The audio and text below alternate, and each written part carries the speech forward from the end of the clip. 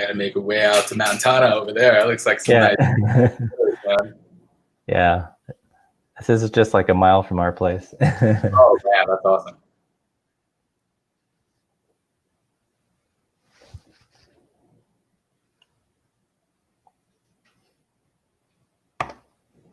Welcome back, everybody, to another live stream. And today we've got a special guest. We're going to be talking with our friend Dwayne from the YouTube channel Manual Pedal.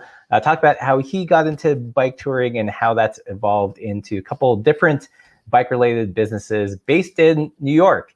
But before we chat with him, I want to thank our Patreon supporters once again for supporting the channel. You guys make this possible. Gives me time and flexibility to find really cool guests like Dwayne and share them with you guys. And if you guys are digging these live streams, we've got some pretty interesting ones coming in the next couple of weeks. I think this Wednesday, I'm going to do a live unboxing of the Crust Evasion Lite, a really popular bike that I know a lot of you guys are interested in. And then the following Sunday, I should have the ladies from Rad Adventure on. If you haven't checked out their YouTube channel, they're super fun. Really jive with their personalities, and we're going to talk about their tours. I think they traveled for 15 months internationally, and we're going to talk about what it's like to settle back into reality after such a long-term tour. With all that said, though, let's welcome our current guest, Dwayne from Manual Pedal. Thanks for being on the show. Thank you so much for having me. Cool. So you've done a fair amount of touring both in the US and internationally. What first got you into it? Oh man, yeah. I mean, it stems back to when I was younger. You know, I had a great opportunity and thankful of having parents that supported the curiosity that I had inside to be able to be outside and just let me travel and explore my neighborhood. You know, I got into the sports and everything, but later on really took on the bicycle as a way to get around town, and then later on really got into BMX, which led me one thing to another and snowballed into me jumping into road cycling and then bicycle touring. And I just kind of looked at that, and it was a way for me to travel and explore. Yeah, so I'm going to throw up some pictures here since we can do that with all this cool technology. So tell me about bike touring, you know, a couple years ago, it looks like when you first got into it was fairly niche. Like, what did you see a bike tourist pedal by, or did you stumble upon the internet? How did you discover touring first? Yeah, so first, I actually was doing a lot of hiking and camping when I was with friends who actually introduced me to hiking and camping. And it was a way for me to be outside, and I found a lot of creativity being outdoors. And I wanted to do something different. I mean, all my friends were doing like these cross-country trips in the cars and stuff, and I was still cycling and everything. And I was like, you know what, man, it'd be awesome to like do something cool like on my bike. And I started going online, and I was just looking up things online, like how to bike tour and travel by bike. And then I stumbled upon all these different blogs. I think to date, like one of the one blogs, like Crazy Guy on a Bike, was one that I found and started reading stories from that. And yeah, I just found inspiration from people, and some of them who became role models in my life that led me to doing my own thing. Cool. So you live in New York, like New York City, right? I do. Yeah, I live in Harlem, uptown Harlem, New York. Were the bike shops into touring back then, or where do you find the bike and get all the gear? Yeah, so I did a lot of research. A lot of bike, you know, New York isn't really the hotbed for an adventure cyclist, I want to say. But there are some that are from here. I mean, there's a lot actually that bike tour in New York, and I only found out later on down the line that there was a pretty big community here that do it. But yeah, I mean, I found my bike locally at a bike shop in the Soho district of New York City called Bicycle Habitat. That's where I got my Surly long haul trucker. Mm-hmm.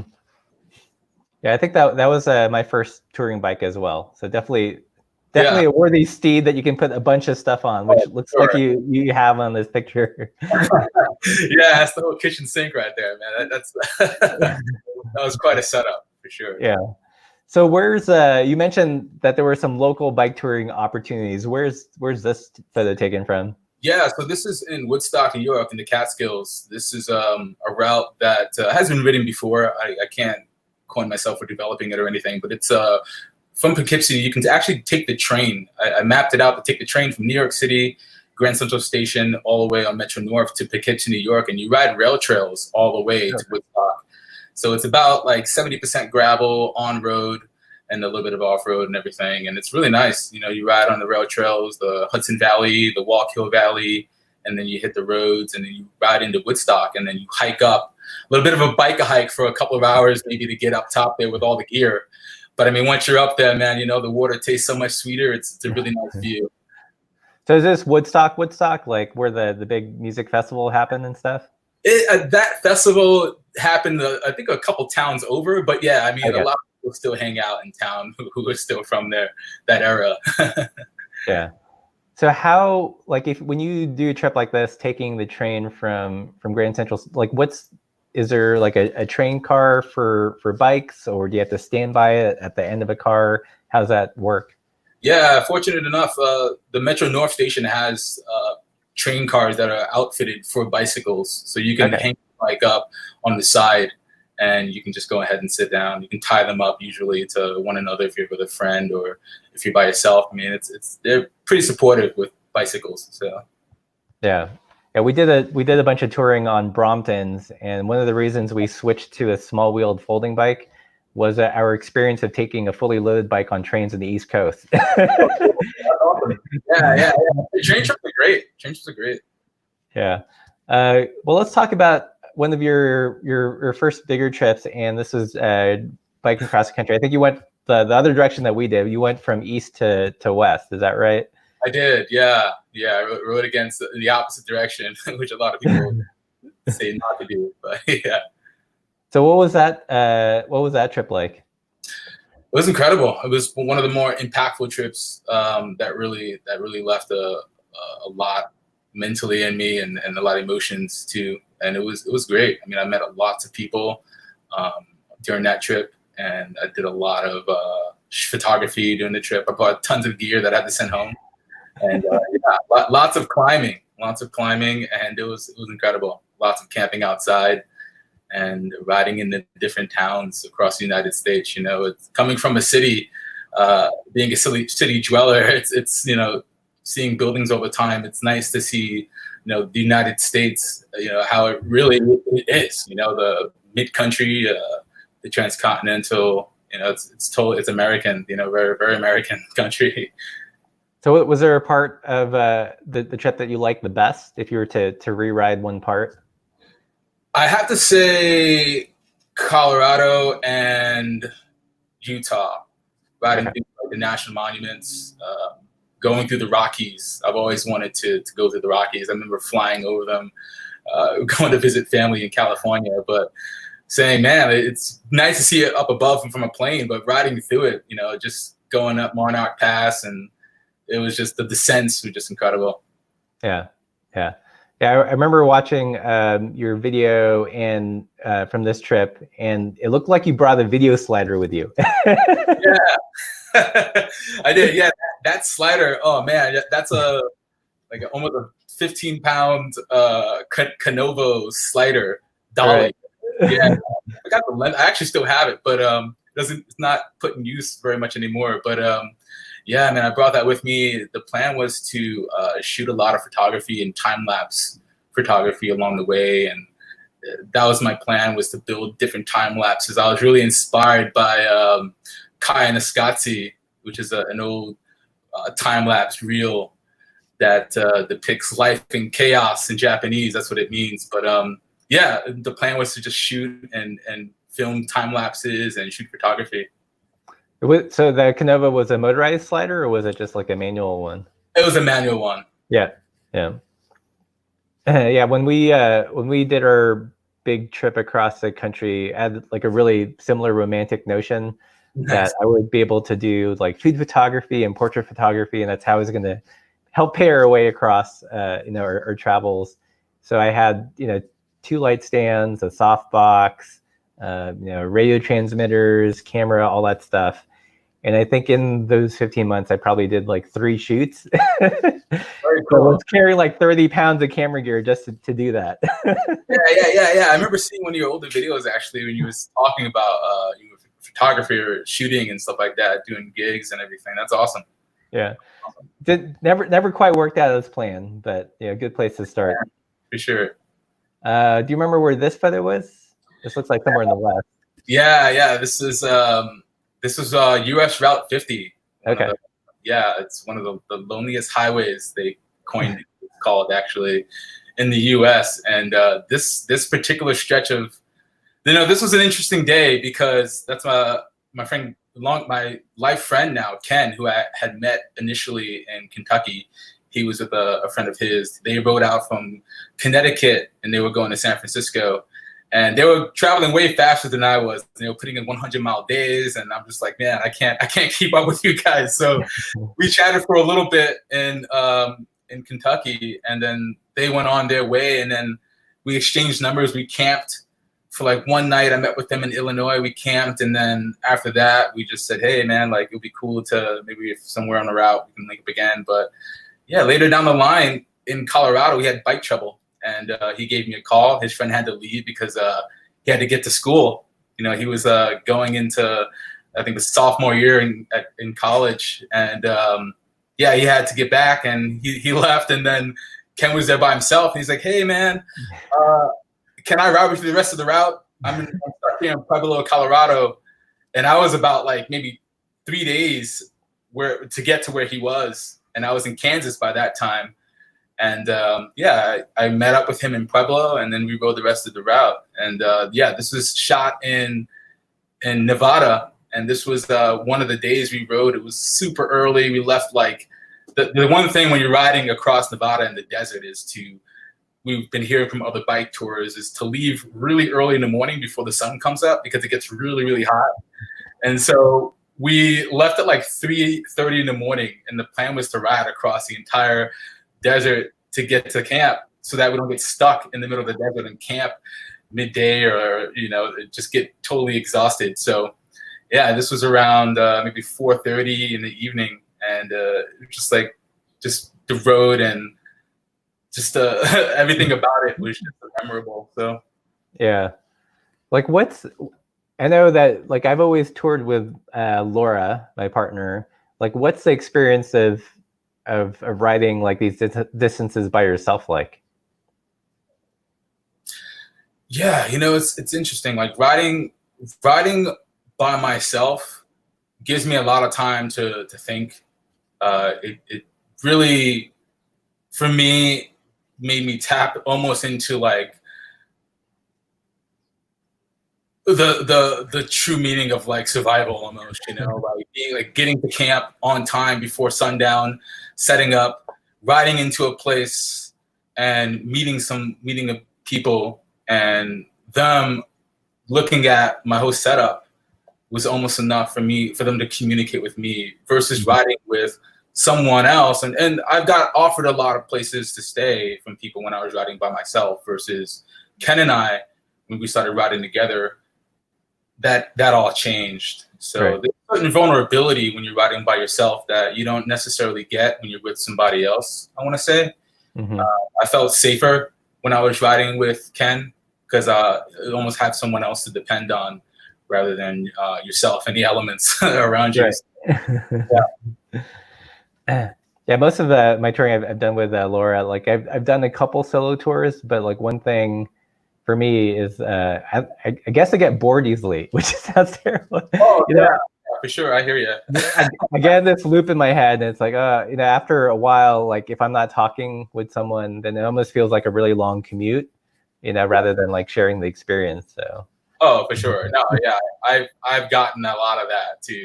Those times where I was riding by myself on the long stretch of road, I'm just like, oh man, like, why am I? All right. So switching gears, your bike has changed. When did you make that jump from like the long haul trucker to a more to like a lighter bike packing setup? Yeah. So I became really drawn to riding off road. I've had some close calls riding on road, doing tours, and with cars and such. I had a really bad scare years ago, and I was like, yeah, I'm gonna try to take this off road. I discovered bike packing and decided to see if I can try to do some routes that were more off road and more isolated. I think I was inspired riding over the desert. I'm a big fan of like isolation and places like deserts and such, where there's wide open spaces, places like Kansas that go on forever, you know, and Nevada and such, Utah. And I wanted to be in places like that more and experience that. And so Coca Peli was one of those places. And so I took my long haul trucker, and pretty much, you know, with that particular bike, you can transform that bike to anything you want pretty much, you know. I mean, you can't get too big of a tire on it, but I was able to squeeze in, I think around like, I want to say 700 by 2.1s. Oh, dang. Yeah, 29 2.1s on that bike. And yeah, I outfitted it for bike packing. I put a 1x system on it long before I did this. And yeah, it was rocking for sure. It's definitely rocking. Cool. So what bike are you? Is this your Ogre, or is this the long haul trucker in this photo? So that is my friend Mickey. I shot that photograph of him. This is during a hike bike. This must have been our second day on the trail. Right. And yeah, I shot that hike. Yeah. So this one's your bike? That's my newer bike. That's my latest one. Surly Ogre. Yeah. What are the stats on the Coca Peli trail? How long is it, and how much of it did you guys ride? Yeah, so that one you can clear it in 5 days. Some people cleared it in like 3 or 4. I don't know how. But yeah, it took us 5 days to complete. And the last day, unfortunately, the friend that I was with, his name is Mickey, we rode the road into the last stretch into Moab, Utah. So we missed out on one of the best parts of the trip, unfortunately, which is I forgot what they call that particular part, but it's one of the nicer parts of that trip that ends off in the right way. But yeah, we saw a lot of it. We saw a lot of the Coca Peli trail and rode a lot of it. So yeah, give or take, I want to say like 5 days, 4 days if you're really trying to race it top speed, if you're into that. But if you're taking your time, you know, you can spend a good time on that trail for 5 days and you'll be pretty good. Yeah. How technical is it? It was pretty technical. The beginning stretches were tough. Water was sort of limited too. So there are ranger stations on that route, and there aren't a lot, but you know, you can also pull water from some of the streams and such, but some of them are hard to get to. So you'd have to hike a lot of the streams to get water. There was one point where I did do that, but we also found places, there were people who were camping on there with trailers too. So we would ride up to them and just ask them if they can spare any water. But that was one thing that we were really low on, was water. And I drink a lot, so that was one of my concerns. And I realized for me, I need to be able to carry a lot of water, and that bike I had wasn't able to carry very much. Yeah, were you riding a backpack with like a hydration bladder, or was it just like the water bottles that's on the bike? Yeah, no, I didn't have a hydration bladder. I wish I did, and I learned a lot from that trip. Later down the line, have a proper setup. But yeah, I didn't have a water bladder. I had just my bottles, and I had a lot of water in my backpack, but it wasn't the inside of a bladder or anything. Yeah. Did you find that you had to buy new camping gear to make it work with the bike packing bags, or were you able to reuse a lot of the touring stuff you had when you were riding the long haul trucker? Yeah, a lot of the touring stuff, I kept the same tent. I had the same tent for years since I did the US tour.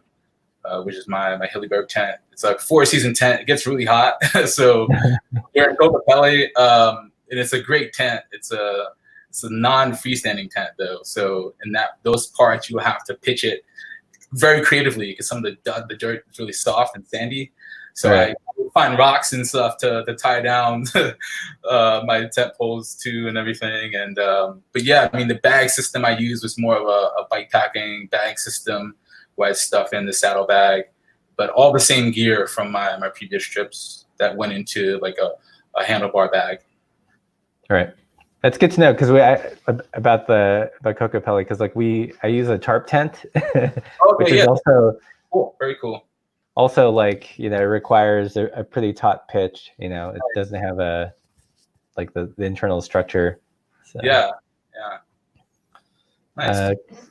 So this is also Coca Peli, or is this the Caldera in New Yeah, Mexico? that's the New Mexico. That was doing a solo bikepacking trip last June, 2019, in New Mexico. I flew out there. I've been wanting to ride this route for a long time, and yeah, it's a beautiful place. It's the Valley Caldera super volcano. It's out. You can ride in from Albuquerque, New Mexico, and it takes you quite a bit to get over there to start the route. But it's that took me about 4 days to clear, and that was another solo trip, and that was also an impactful trip as well. That was where I was by myself and had the proper setup for that particular one and bike, so I was able to manage that one. Yeah. Is this still the Ogre, or did you? Yeah, so that's the Ogre. My unfortunately my really long haul trucker frame had cracked. Oh, no. And, yeah, so I retired that one after my Colombia trip, and I put that one's hanging up. But yeah, right now I'm just on the Ogre as of right now, and I have like another bike too that I'm wrapping up right now, which is more of a gravel style bike. Yeah. So how was this as technical as the Coca Peli, or more chill, or how does this route compare? This one, I have to say, was similar to Okay. Coca-Cola. Resources weren't so bad. I feel like for me now, doing this, I've learned a lot from my previous trips, where I was able to hold more water. I had a 3-liter bladder.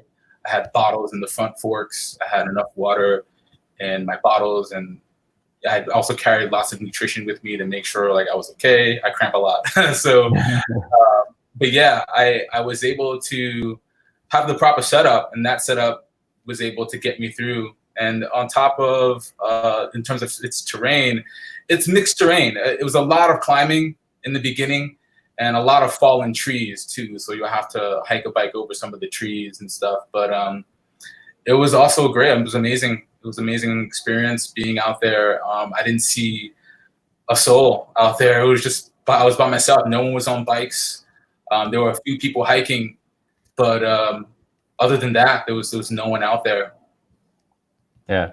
Like how much mileage did you try to cover each day? Yeah, so that route is, I want to say 142 miles total. And I was doing around, sometimes, I want to say averaging around 20 miles a day, somewhere around that neighborhood. There was times where I had to push it to like 30. The last day I did a big like 40 miler, 44, I believe, to clear, to get out of it. And that day was a tough day, but also a great day looking back. Yeah. So these are like mountain biking miles, not like road miles. Yeah, totally different. Yeah, mountain biking miles much tougher when you have a lot of gear, for sure. Yeah. Hours of riding. Yeah.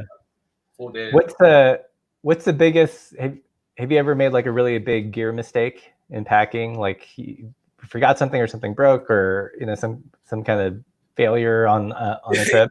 Yeah, for sure. So my friend Mickey and I, when we did the Coca Peli Trail, we actually took the train from it was a train trip. We took it from Penn Station, and we rode the Amtrak all the way to Fuda, Colorado. You can take the rail if you decide to do it like that. It's a 3-day journey on train, but we wanted to do everything on ground. So that was the whole idea of the trip, was to just do everything by train and bike. And so we took the train, and I packed everything I thought I had. And then when I get there, we did a gear check the night before, and I realized that I forgot my tent poles. Oh, no. My tent. And I was like, oh man, this is ridiculous. I can't believe this. How would you forget your tent poles in your sleep system? So like that's one of the first things you would ideally pack and make sure of. So I mean, you want to make sure, you're supposed to make sure that you have all the gear that you need for a trip, And so yeah, after that we ended up going to a local bike shop in Fuda. And we were talking to one of the guys there. We're like, hey, is there any local REI anywhere? And I told him the situation. He was nice enough. He was actually the shop owner.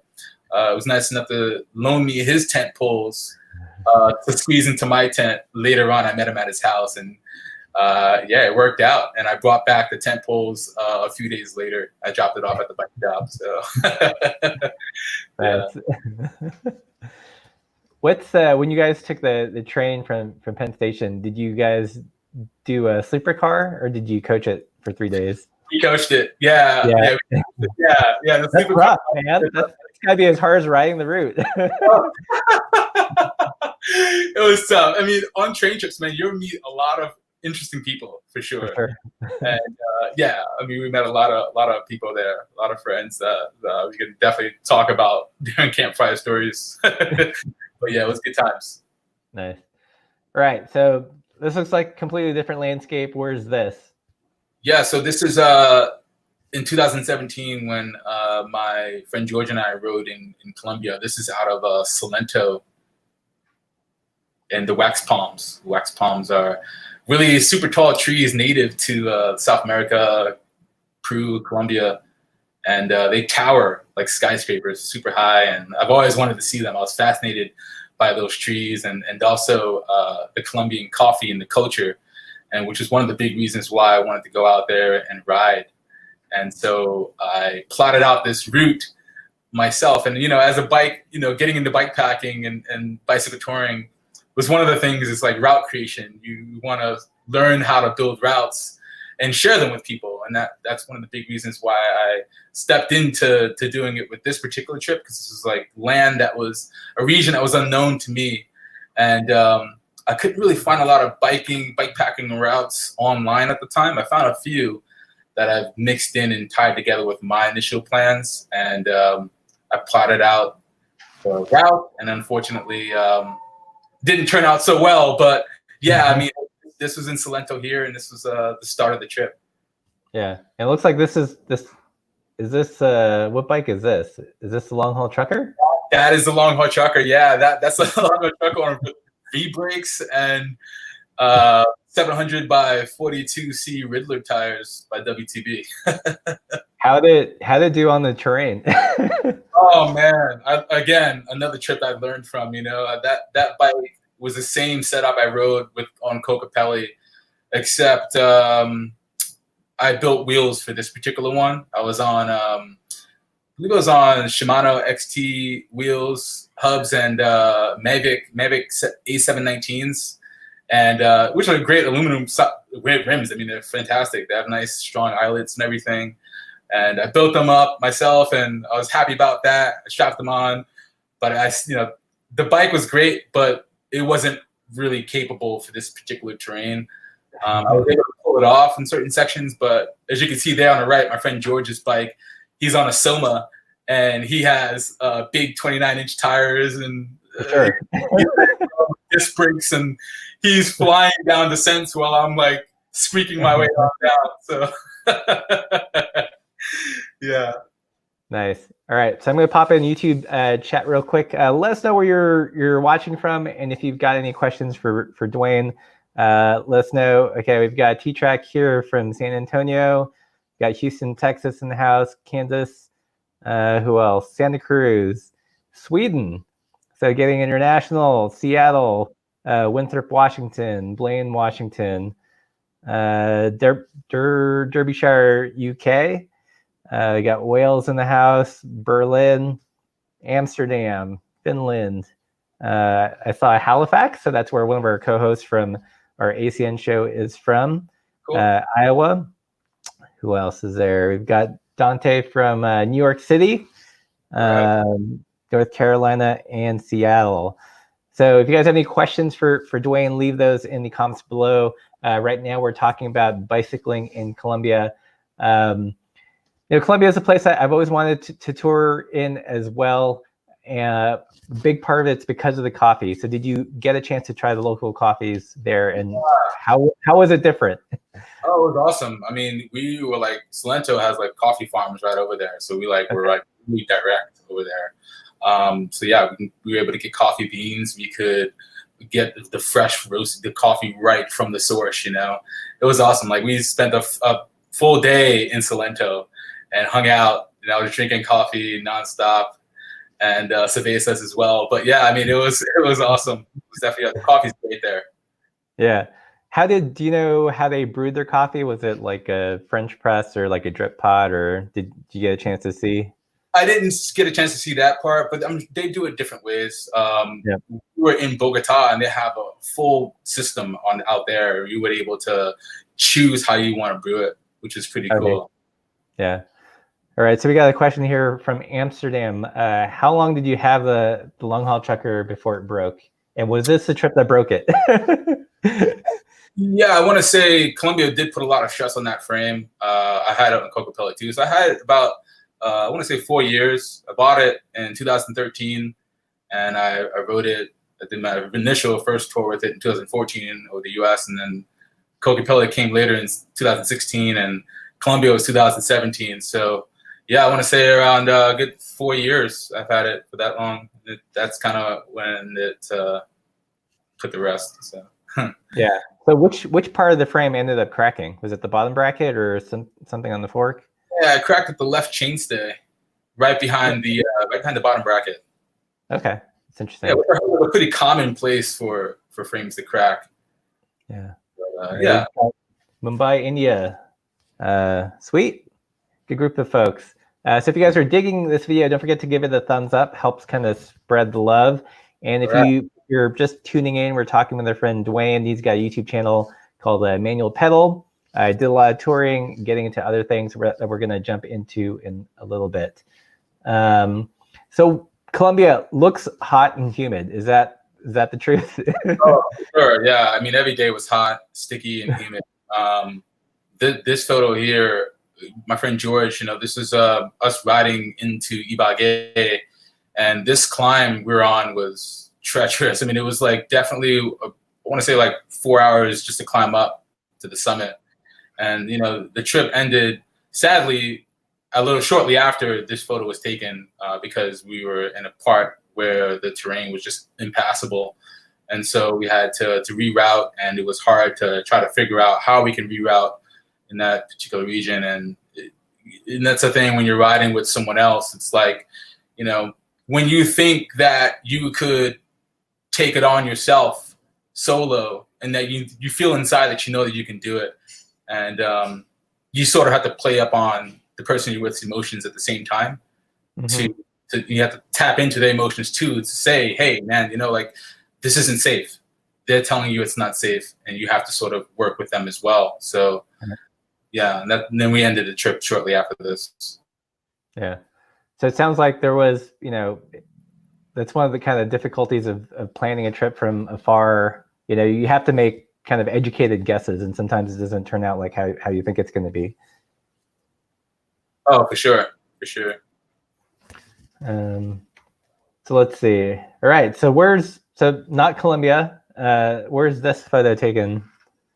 Oh yeah. So this was in Zanzibar. This is a small town called Nungwi in the northern part of Zanzibar, Tanzania, 60-mile island with beaches and everything that stretch on to infinity. But this was holiday with my girlfriend and I. We had went out there to visit, and I was able to sneak in a bike tour with a local guy named Congo, who leads out bike tours and everything. And he rode us into the different villages there, where we were able to experience some of the blacksmiths and ride through some of the banana tree jungles and everything. And it was definitely another impactful trip, and being able to see the culture there. Yeah, so I watched the video on this. So you're following this guy with the cooler, and it looked like he had a bicycle pump strapped to the top. And he did. Yeah. So like, what was he carrying? What was in the cooler? Yeah, so he had water in there, bike repair stuff like inner tubes, anything that would go wrong with bikes that we were riding, he was able to fix them on the fly in the field. And yeah, just lots of water. So he would constantly offer us water. It was really hot out there. So, but yeah, that was inside his cooler. Bike parts and tools along with water. That's freaking so like that was like his job. He had like a mini bike tour business. How'd you find him? Yeah, I found him. I planned it out about a couple months before. I was trying to find places out there. I was actually intending on doing my own thing, and then I was, let's see if I can like support someone local and see if I can find something someone who leads out bike tours. And that's when I discovered him, what he was doing, and he started it. He's been doing it for a few years. on and off. And yeah, it was a great time. Yeah. Yeah. You guys should definitely check out the video because you will follow this guy around with a cooler with a bike pump strapped to the back, which is pretty rad. Yeah. So what's going on here? Yeah, so this is the southern part of the island. So we were able to do tours in the north and in the south. This is Jambiani, which is the southern part of Zanzibar. And in that region, it's a bit more rougher terrain. You're more off-road. The villagers are very similar. And during this tour, this is Eddie. Eddie is also a bike tourer. He leads out bike tours for visitors and everything too. And he took me through. This is actually me doing it solo. He took me through different villages there where I was able to experience some of the food, some of the people that do the blacksmiths and everything who build the homes there. So another great experience with him. Yeah. So what is the food like in Zanzibar? They're very interesting. It's different, definitely different than what I'm used to. They do a lot of like high carbohydrate with some of the food that they incorporate with meat. A lot of fish too. So the fishing industry there is pretty big. They go out there and they catch for the day and bring it back. So we did a lot of seafood when we were there. Is it a lot of like grilling, or is it like stews or soups, or? A little bit of both. A little bit of grilled fish, a little bit of soups. The people who live in the villages, though, they mainly eat vegetarian, and they treat themselves to meat usually once a week, actually, for reward. So generally, they don't. It's not really something that they do every day. Right. Let's see. Okay, we got a question here from Phil John. Dwayne, what saddle do you use? Any favorites? Well, right during my US tour, man, I've used the Specialized Comp body geometry saddle, which is actually a road saddle. Believe it or not, it's pretty comfortable. Right now, I'm using the Ergon. Which one am I using? One of the SR saddles for my gravel bike, and then I have an older WTB saddle on my Surly Ogre right now. So yeah, I go through different saddles. Yeah, I just switched to the Ergon on the advice of a bike fitter, and I really dug them. I ended up buying 2 more and putting them on 2 other bikes. They're nice. They're definitely nice. Yeah. Yeah. Cool. Well, I think we're going to switch gears here. We're going to transition from the trips you've done to some of the bike related businesses that you've gotten into. So tell me a little bit about this one. So you were offering bike tours. How did this come about?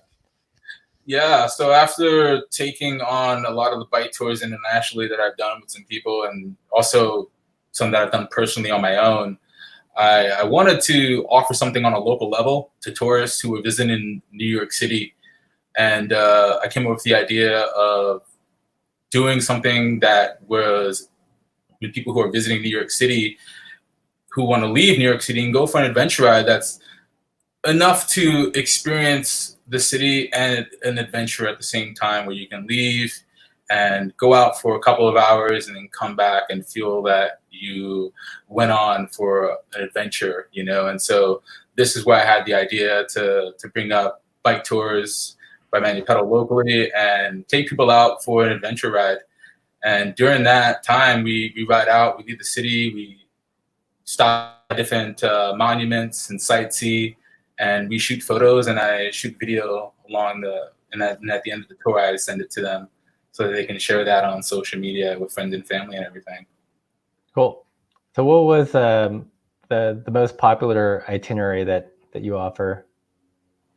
So the Bridge and River Tour is like that's one of the most popular ones. That's the one I mainly do right now, where we start off in New York City. I work on a local level with one of the bike shops here, and we get the bikes and we meet. I give them a short breakdown. We ride down Riverside Drive, and from there we stop at different monuments along the way: the Grant's Tomb, the lighthouse uptown, and we stop and ride over the George Washington Bridge, check out some of the overlooks, which is a beautiful sight of New York City and the George Washington Bridge on the New Jersey side. And then we spin right down around to River Road, which is a nice, quiet, scenic road right next to the Hudson River that flows going south. And yeah, it's really nice. It's very quiet. You know, you can definitely feel it's a great way to escape from New York City and hustle bustle, and then away for a little bit, you know, and just in peace and quiet. So yeah. So I imagine COVID has kind of put it's kind of not been great for this business last couple months. Yeah, so I started it last year, and I was doing pretty good with it for a little bit, and then the whole COVID hit, and I had to shut it down because with the pandemic, we couldn't really get close to anybody. You know, we had the whole lockdown going on, and the different phases slowly opening and back up. But travel is not really happening here in New York City. A lot of people aren't traveling here, so right now tourism is not very good. Yeah. So can you biking and walking around the city, can you feel like the lack of tourists? Does it just feel more quiet? Oh yeah. It's very quiet here. There's not very much going on. I mean, you step outside, the restaurants are kind of doing a little bit of like tending to people and everything. They set up tables outside. You can eat curbside and everything, but you can't eat inside the restaurants. It's slowly coming back into gear. I mean, we're working through different phases. Actually, tomorrow on the 20th is phase 4. So the things are going to be opening back up, and there's no more phases after 4, but you still can't dine inside restaurants. But people are out. I mean, summertime in New York City, it's still New York City, you know, and it very much is always going to be. So it still gets loud and crazy. Yeah. So Paul here asked an interesting question. Is it true that bicycling has really grown in New York since COVID-19? Have you noticed like a visible uptick in new cyclists? Yeah, most definitely. Lots of bike shops. I mean, even the bike shop that I do a lot of work with, Brand Cycle, they've been sold out. I mean, lots of bike shops here locally in New York City have been sold out on bikes, and just the industry there's been a demand for bikes, new bikes, people who are taking their old bikes out of their basements or garages. They want to just get them back to square one, and it's been really busy, and lots of things have been on back order. So even for myself, getting parts is tough, and having to get service at a local bike shop to help me with my build, you know. But outside of that, yeah, I mean, for me, it's been great. I've been meeting a lot of people, doing a little bit of personal training with the cycling program I started. So that's been awesome. And yeah, I was able to bounce back from that as an adjunct to the bike touring company and everything. So yeah, let's hop to that. But before we do, we got a question here. Dwayne, what's your favorite trail route out of New York City other than OCA? Oh yeah, the aqueduct's awesome. Right on, that's cool. You know about that one. I I just rode that actually last week and a couple weeks before that. I'm really big into the rail trails. I like the ride to Poughkeepsie to Woodstock. It's a great route. It's goes through the Hudson Valley Rail Trail. It goes up to the Wallkill Valley Rail Trail, and it's amazing. You know, you start out, and there's also another one that goes to Lake Minnewaska, which is really nice too. It's a bit of road riding from Poughkeepsie, and you ride, mainly, I want to say west to Lake Minnewaska, and then from there you climb up into the mountain there. It's a little bit of gravel, and it's a nice climb up to the very top, the summit there. Really nice, and it's you're just all downhill going back to Poughkeepsie from there. So nice. Cool. So if you guys are in the YouTube chat, let us know where you're watching from. And if you have any other questions for Dwayne, let us know. We're going to switch gears and talk about a different kind of cycling endeavor that you started this year, or did it start last year? Yeah. So I started that one actually just a few months ago. I want to say, maybe 2.5 months ago. So VeloHit, what is it? Yeah, so VeloHit, it's a training program for cyclists who are just kind of getting into the sport. It's my contribution to help them get acclimated with the bike, help them get fitter, faster, and stronger. And I coach them through Central Park and Prospect Park, and I help them with some of their goals. If they want to do triathlons, or they want to just build fitness, I built out an entire program for them, and I help them achieve those goals. Right. So HIIT, I'm going to take a guess, stands for high intensity interval training. Yeah, right? yeah. Yeah, so we're on and off, man. It's high tempo, a little bit based off of their fitness. You know, it's a lot of climbing, and depending on how their fitness level is, I sort of tailor it around that. Right. So what if, I've been biking for over a decade, but not really got into the sports cycling. What would be a plan for me? Yeah, so first, I like to gauge with you. We definitely would have to get a neutral lap in. I'd like to see like where you're at first, just how your cadence is when you're riding. And then from there, I'll put you through the program, which will be mainly endurance from a zone 1, where we're just riding at a moderate pace. I'll throw challenges out there so we can move into more of a tempo, moderate pace, where it's like more medium into zone 2. And I'll throw challenges out there where we're jumping out the saddle, where we're doing some climbs, heavy loading, resistance loading on the hills here in Central Park, and really some big hard efforts where we're chasing each other down, trying to beat lap times going on, where we're doing hill repeats and such to see where you're at, So, and from there, I'll be able to really look at your data and see what we can do next time, and see where your fitness level is at, and build a base for your fitness after that. So would I would like a complete noob need like at least a heart rate monitor or power meter? Like how does that work? Yeah, so I mean, I've gotten people who don't have heart rate monitors or power meters. So, I recommend at least a heart rate monitor to start with, to heart rate train. If you have all the gear, that's great. We can move into that direction gradually. But starting out, for people who don't have heart rate monitors, are usually the ones, or power meters are usually ones who are just kind of beginning in the sport and everything, who just want to just go along for the ride and build fitness. So, but yeah, I mean, training with heart rate and training with power is definitely a way to go for sure. Yeah. So have you been able to tap into a lot of the new cyclists because of COVID?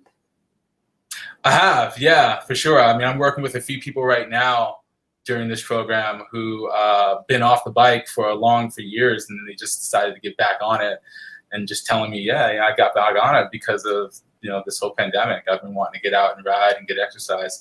A lot of people who've been stuck inside want to get out and get exercise. Gyms are closed.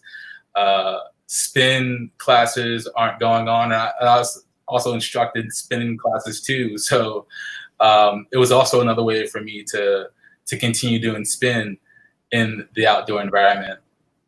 So yeah, I get a lot of people who are just kind of want to get outside and learn how to ride on the bike. So how have people been learning about Velo HIIT? Yeah, so right now I've been promoting through Facebook. I do a little bit of digital marketing with it myself, so I have a Facebook ad on it, and I also do a lot of YouTube videos with it. So I'll do instructional training videos that are on my Velo HIIT Instagram feed that I just post directly to that, and share like training tips, how to climb up hills, things like that. And I also email them like some tips and tricks on like how to properly train, things like that. So, and also like videos that I've had before on my YouTube channel. So yeah. Yeah. Cool. Well, it seems like a great opportunity with, all the new cyclists. Like, if I wanted to get into sports cycling, I generally have no idea where to begin. Yeah, no, that's definitely awesome. I love seeing new people who are kind of just getting into it, for sure. I mean, I've had one person who didn't really need too much of the training, but who really wanted to just adventure off, and so we went out and I took her on for my adventure ride over the bridge, which is mainly the Bridge and River Tour, and we just did that, and they were much more into the adventure side of it, So, and that's like a whole nother, that's one of my passions too, is to be out there and just ride and enjoy that fresh air. So, yeah. So you mentioned you were building up a gravel bike. How easy or not easy is it to get to gravel from the city? Yeah, so here you need to ride from out. You need to leave the city in order to get to gravel. You'd have to take the train north into the upstate region, at least to Poughkeepsie, to hit the rail trails. Or you can go to Croton-on-Hudson, which is a little shorter of a ride. And that's about, I want to say 40 minutes from here to, or if you have a car, you can drive. But there's some places out in New Jersey too that you can ride. But for the most part, if you want to really get some good gravel in, you definitely would have to ride over the George Washington Bridge into New Jersey to ride upper into New Jersey, north of 9W and everything. Yeah. Or hit up north. Do you get a sense if is gravel riding becoming more of a thing in New York City, or is it still not very popular because it's kind of tougher to access? Yeah, you know, I've been seeing a lot of people here with gravel bikes more and more. I do see people in Central Park riding with gravel bikes as well, and when I'm on like a ride over in 9W. So yeah, it's definitely popularized or is popularizing more, which is cool, I think. I mean, I advocate for being off-road. You know, I love being off-road. I love being able to go on and off-road. And the gravel bike is a great tool to be able to do that because you get both the best of both worlds where you can ride on road to it. So depending on your tires that you choose, you know, and that hopefully won't slow you down on the pavement. But yeah, I mean, that's how it is here. You'd have to get some tires that are a little bit knobby on the ends and something that's a bit more flat in the center. Yeah. Yeah. Cool. Well, I think I'm going to take us home here. So if you guys haven't already, definitely check out Dwayne's YouTube channel here, Manual Pedal. You'll see a range of things from videos about his early bike packing and bike touring trips to kind of more recent endeavors with Velo Hit. And I don't know, any last minute words before we sign off? Hey, take the leap. If you guys want to get out there and tour, definitely take the leap, you know, and just explore for sure, you know, and I think it's a great opportunity to be able to be out there, and bike tour is a way to explore and meet new people and find yourself too. You know, I hope that my story can inspire you for your own story, and also let's help Russ here get to 100K, man. So almost there, yeah. So if people, you know, want to ask you, you know, other questions about routes or gear stuff, what's the best way to reach you? Is it through Instagram or the websites or? Yeah, so a lot of the accounts. Oops, you're breaking up a little bit. The website manualpedal.com, where you can check out on the. Yeah, so a lot of the stories and the accounts that I've written have been recorded on the website manualpedal.com, where you can check out a lot of the bike adventures and the gear reviews that I write about on there, and also some contributed posts from some of the people that I've ridden on tours with before. And there's also a lot of resources on the YouTube channel too, which is called also Manual Pedal, where you can find out a lot of information from some of the biking and stuff that I've done there. So yeah, I go into the bikes, I go into the setups and things like that, the gear that I use, which you'll find on there. And yeah, you can also hit the website as well. Cool. Let me switch back here. So many buttons to press. It's hard to keep track of. It's a tech bros. Yeah. All right. Last comment here from Paul. Thanks, Wayne, for sharing your experiences. Very inspirational for sure. Yeah. It was cool to learn that you can convert your long haul trucker into a bike packing bike. That was my big insight. For sure. Definitely can, man. Get the disc version though, recommended for sure. Yeah. Cool. Well, thanks. Thank you so much, Dwayne, for being the guest on the live stream today. Everyone in the YouTube chat, thanks again for joining us. Be sure to check out his YouTube channel, learn about bike packing and all the current stuff that he's doing. And be sure to stay tuned for more live streams coming up on the channel. Like I mentioned earlier, I'm going to do a live unboxing of the Crust Evasion Lite, which is a pretty cool looking bike, as well as highlighting some other smaller bike YouTube channels that I really want to succeed. So stay tuned for more content. And thank you once again, Dwayne. And thank you for having me. Yeah, good luck with the channel and Velo Hit and other stuff. Hopefully the New York bike tour thing will come back after. Yeah, I'm looking forward to that. sure. Yeah. And thank you everyone for watching and joining us on this fine Sunday. I don't know, it's kind of mid-morning here, but until